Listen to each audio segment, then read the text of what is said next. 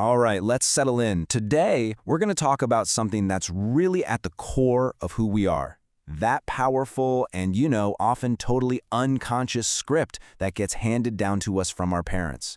We're going to unpack that parent who's living right inside your head. Have you ever had that moment? It's kind of startling, right? You're in the middle of something, and then, boom, you say something or you do something, and you think, oh my gosh, that was my mother, or that was my father, 100%. It's a feeling we all know, and it points to a really deep psychological truth that we're going to get into today. You know, there's this great little story that just hits the nail on the head. A new bride is making her first big family dinner, and she's serving a baked ham. She carefully cuts the ends off before putting it in the oven. Her husband asks why, and she just says, well, that's how my mom always did it. Later, she asks her mom, who gives the same answer, that's how your grandmother did it. Finally, she gets to her grandmother and asks her why she cut the ends off the ham. And the grandmother just laughs and says, darling, it was the only way I could get it to fit in my tiny little pan. See?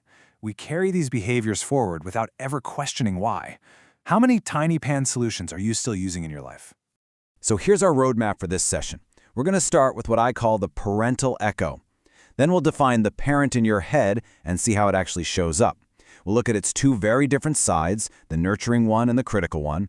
Then we'll touch on what happens when a piece of that programming is missing, and then the most important part, how you can start to rewrite your own script. Okay, so let's start here, with this idea of repetition. Why on earth do we find ourselves replaying these old patterns from our childhood, often completely automatically?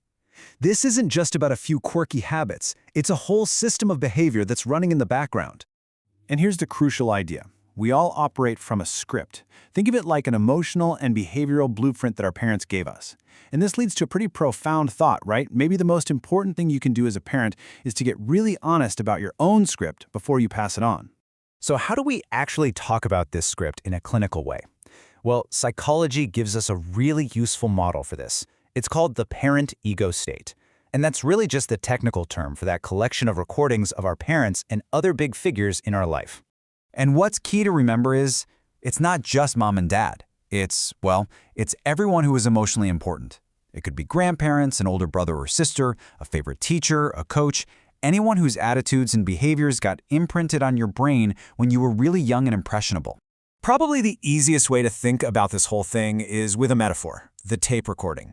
Imagine your brain has this enormous library, just full of these old audio and videotapes from your childhood. And when a certain situation comes up in your life today, your brain can just reach back, grab a tape, and hit play. Okay, so we've got this library of tapes. But how do they actually, how do they show up in our day-to-day lives? Well, they tend to manifest in two really distinct ways, through the things we do to other people, and through that voice we hear inside our own head. So it breaks down like this. First, you've got the outward expression. This is when you're literally acting as your parent did. It's the words, the tone, the gestures. And then you have the inner influence. This is when you're hearing their voice, their rules, their guidance, or their criticism playing inside your own mind. And these outward things can be so specific, can't they? It's the exact way your dad would pound his fist on the desk when he was making a point, or the way your mom stood with her hands on her hips when she was annoyed. Or, it can be positive too. That supportive wink your grandfather used to give you. These are physical recordings played back through your body. And then you have those inner tapes, right? The little slogans and catchphrases that play on a loop. Some of them are really helpful, like try again. But others can be, pretty restrictive. Things like, you made your bed, so you have to lie in it.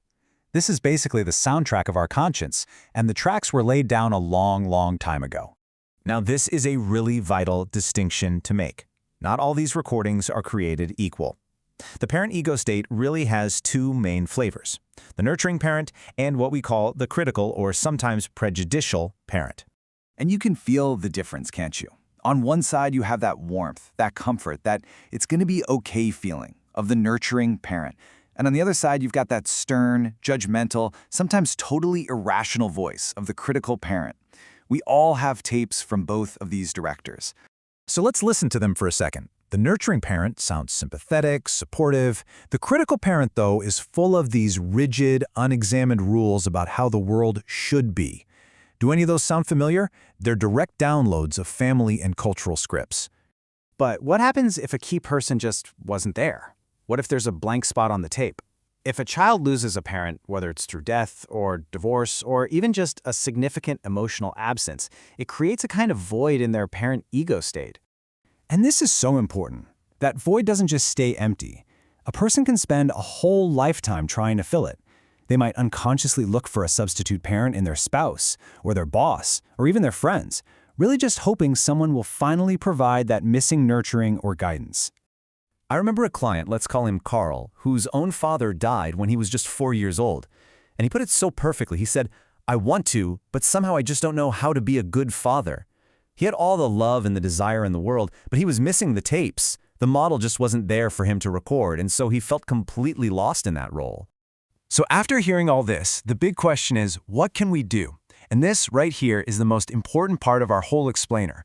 We are not doomed to just be a playback machine for the past.